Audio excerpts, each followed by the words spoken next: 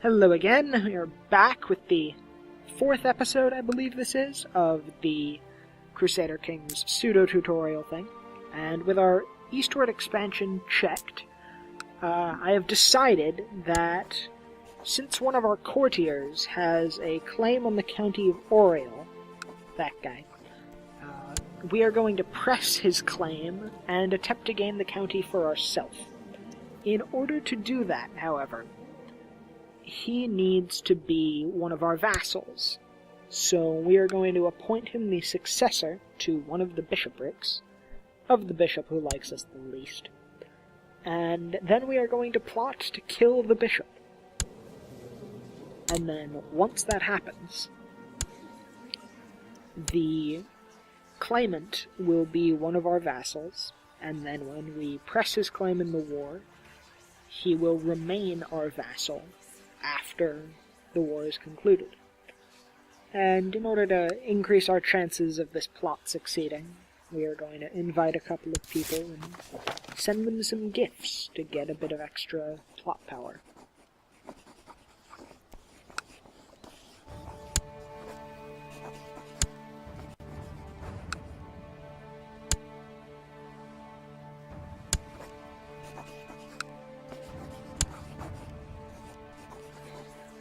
We've got over 200% plot power.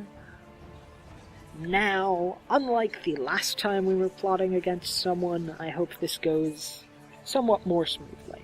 And I expect it to, because we have about 80% more plot power than previously.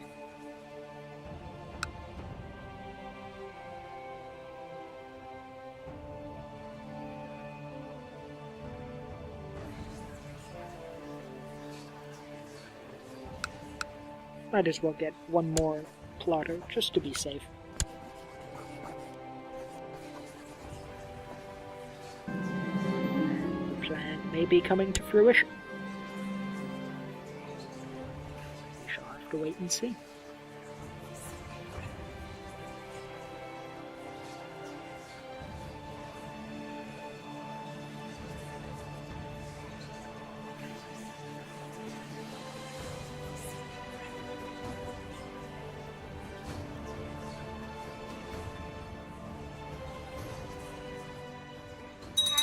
We have succeeded, and no one can connect it to us. That is a well-executed plot, and now this bishop of ours has that claim on Oriel. So we are going to press it. He only has 1,000 troops, and we could alternatively press the claim on Tyrone, I believe that is. Yes, Tyrone. But I elect to claim Oriel, just somewhat arbitrarily, but I'm not going to claim both of them because I don't want our vassal gaining too much power. That's something you generally want to avoid, if you can help it.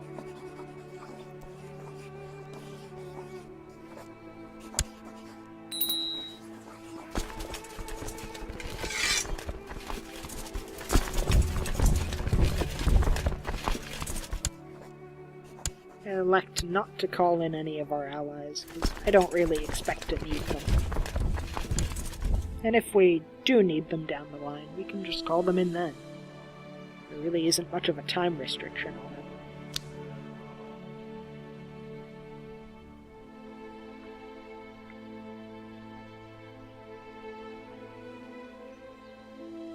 Once again, just gathering all of the troops and going to appoint some commanders.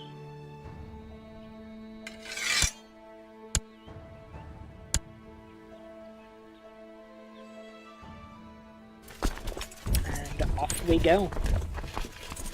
Just blithely strolling through someone else's territory. We're going to attempt to gain the temperate trait, which will give us a bit of bonus stewardship. Succeeded in doing so, which is very nice. Battle is joined, and is an absolute massacre for the enemy.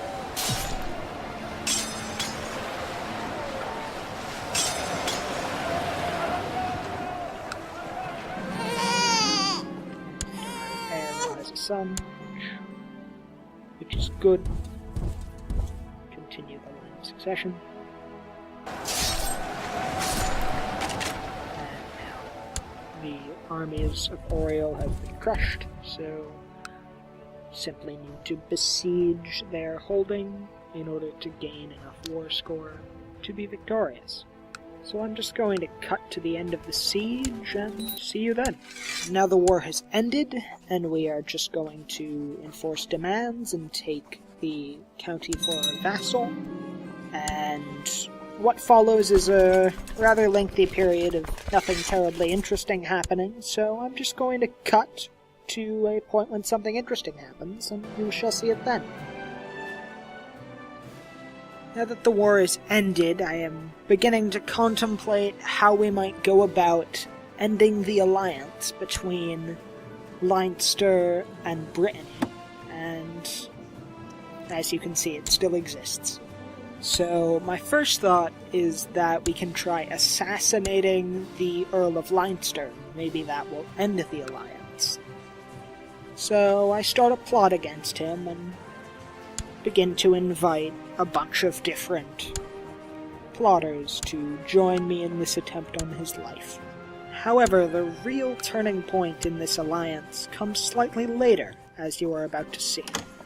We are called into a pair of wars by the English, and while this is not obviously significant at first glance, it becomes pivotal down the road, for reasons I will discuss in the next episode.